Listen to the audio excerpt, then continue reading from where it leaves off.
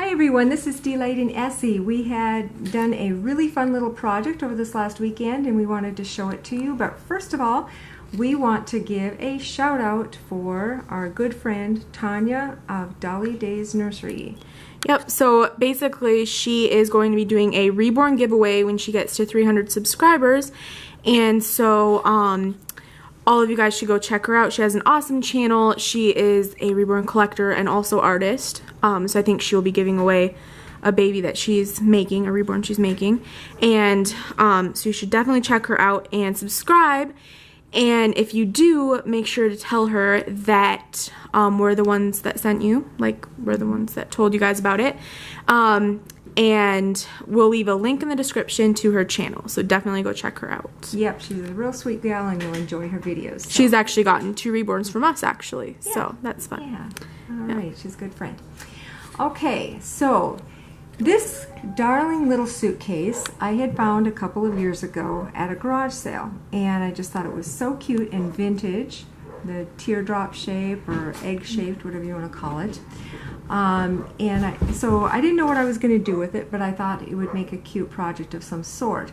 And then just recently my daughter-in-law was telling me about a suitcase that she found that she was going to make into a little fairy house for her daughter, who is the same age as my youngest, Mercy. And as she was describing the suitcase, I said, "That sounds exactly like the one that I picked up." So I ran out to my tea house and I got it and brought it into the house and showed it to her, and she said it's identical to the one I picked up, except for hers was gray and mine was green, but otherwise exactly the same. So then we decided, well, the next time we get together, we're going to work on these fairy houses together, because she had found this really cute idea on Pinterest to make these suitcases, or any kind of suitcase, into a fairy house. So that's what we did over this last weekend. They were visiting and we got all my crafty stuff out and we went to work.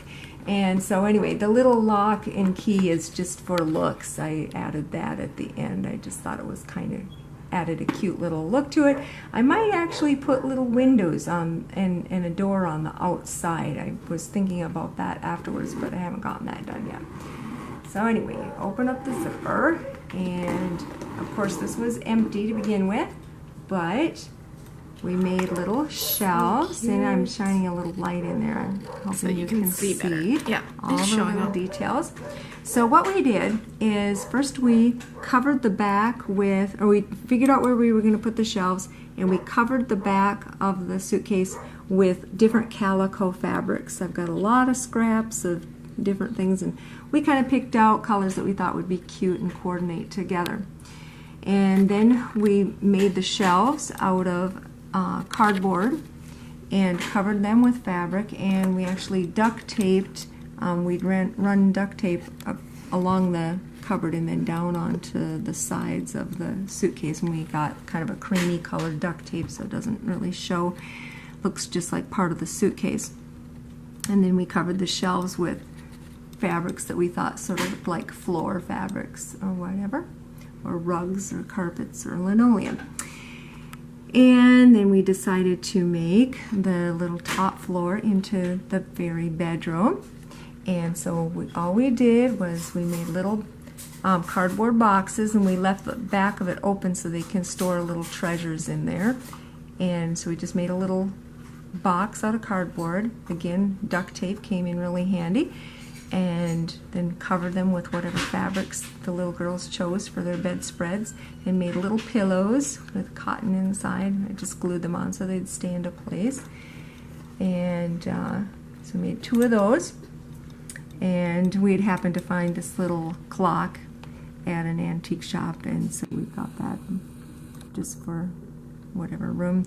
We'd found a few things like that for them to pick from. And then we had some stickers for pictures, and this is just a little metal, I think it was supposed to be for a necklace, but we made that into a wall hanging. And we've got guys that are riding, is it snowmobile? No, it's dirt bike, I think. Must be their dirt bikes. Yeah, so if you hear that in the background, that is. We don't have snow yet, so, so sorry about that. But anyway, and then the next floor is the kitchen and Oh wait, no. Yeah, kitchen and dining area. Yeah. Yeah, we were going to make a little bathroom. We kind of didn't have space for that. So we've got a little sink here. We just used a shell on top of a little chunk of stick. And then my little daughter, Mercy, came up with the idea for the little towel rack. So we used a stick, and I made little clay brackets for that and glued those in and made a little towel to hang over it. Had this little round mirror that was perfect. And then I just made, again, a little cardboard cupboard for a counter there so they'd have something to set things on.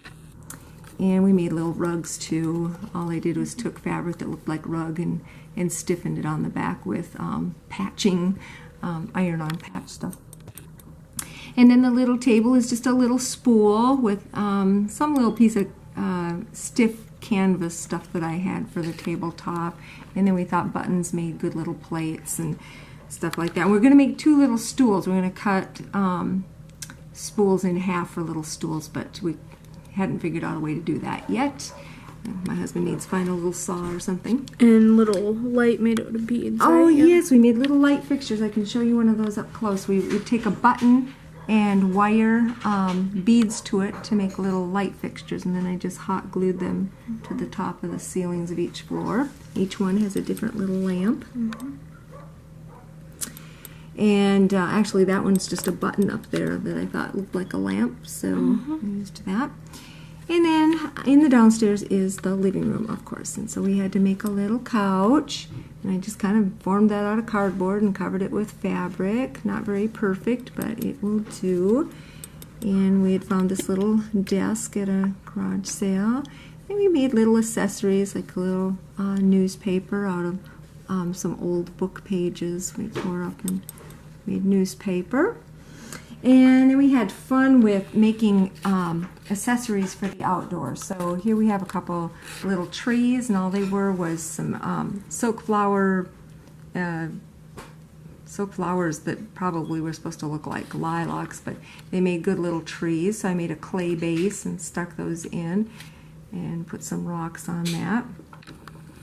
And we made a little garden.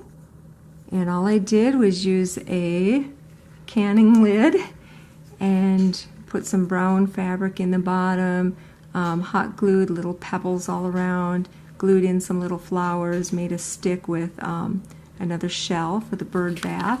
I happened to have some little doves that I'd found at a garage sale, so that worked perfect. And then I just happened to have this little fairy bridge that I picked up at a sale, and a little mailbox I made. Just actually used the tin from a used tea light candle and cut it apart and formed it into a little mailbox. I'm going to glue some moss and stuff on that too. But this was kind of the funnest thing, a little campfire. And how we did that was, again, I used a canning lid, put some gray fabric on, glued little rocks around it, and then this is a tea light, and a little battery operated one that I covered with electrical tape so it wouldn't be white, and then glued sticks around the top, and so when you turn it on, there's your little fire, and it fits down in there. I didn't know we had gotten tea lights that change color, but I think that's okay for fairies, though. Maybe they have fairies can have colored fire. Colors. Yeah. So, and then these are the little fairies that we made. I had actually made these little fairies for my daughter and my granddaughter for their 5th birthdays. I had 5 of them on top of their birthday cakes. And so they still have their little fairies, and they're just the right size for their little houses. So that was really a fun project, and we were able to get it done in a weekend. And yeah, so let me know what you think. We used up lots of hot glue with this project. Oh yeah, I guess I didn't really talk about the lid of the suitcase made the little yard then, and we made the little path out of fabric. And so yeah, it was a fun project, and we made a couple other little accessories, a little hat fairy hat on a stand. Oh, little hat stand. There's a couple more little fairy hats. All they are is just acorn tops with little flowers glued on. And we, of course, needed to make some little marshmallow sticks for the campfire so they can roast the marshmallows. So, and I'm sure we'll think of a lot of other fun things to make for this little fairy house. And my grandson, who is, how old is he now? He must be about 5, right? Yeah. Yeah, 5 or Anyway, 6. Yeah. He really wanted a fairy house too, and so I found this little suitcase that I'm going to make into a little boy fairy house. So I'm going to have fun doing that, and we'll show you that when I get it done too. So yeah, thought you'd enjoy seeing the project. Thanks for joining us, and we'd love to see your projects too. So talk to you soon. Bye.